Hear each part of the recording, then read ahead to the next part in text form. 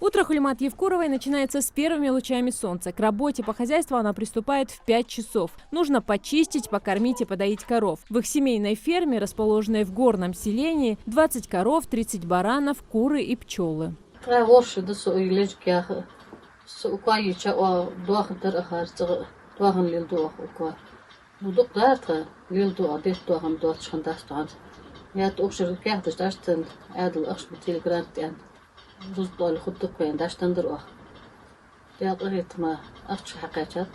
Реализация национальных проектов на контроле главы республики Махмута Али Калиматова. Особое внимание уделяется начинающим фермерам. Вот и семья Евкуровых благодаря стартапу получила в этом году 2 миллиона рублей. Всего в 2024-м гранты «Агростартап» на создание и развитие хозяйства в регионе выделили 53 крестьянско-фермерским хозяйствам. Общая сумма выделенных средств составила 82 миллиона рублей. Гранты выдаются в рамках нацпроекта «Малое и среднее предпринимательство». Грантовая поддержка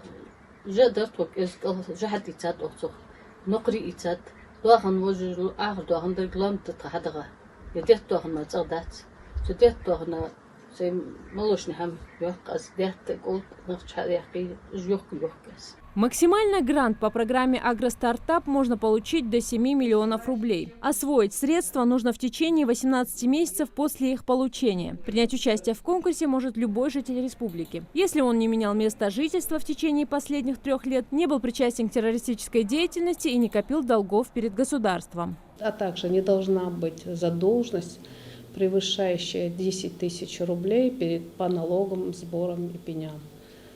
Также у данного заявителя у него должен быть опыт работы в сельском хозяйстве, либо он должен быть участником или совладельцем ЛПХ, либо иметь специальное образование в сельском хозяйстве. В прошлом году республике в рамках реализации нацпроекта выделили 50 миллионов рублей. Тогда финансовую поддержку получили 95 человек. Несмотря на то, что в этом году сумма превышает прошлогоднюю на 30 миллионов рублей, грантополучателей будет меньше. Так, Минсельхоз планирует отобрать лучших начинающих предпринимателей для комплексного развития фермерского хозяйства в регионе.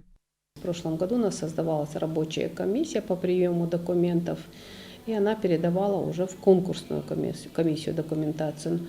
В этом году произошли существенные изменения в законодательстве, и вот в этом году уже прием заявок осуществляется на портале Госмерподдержки. Мы работаем на 2 платформах, это электронный бюджет и госуслуги. Они через кабинет в госуслугах подают свои документы, проект именно с предложением всех бумаг. И все проходит в электронном бюджете.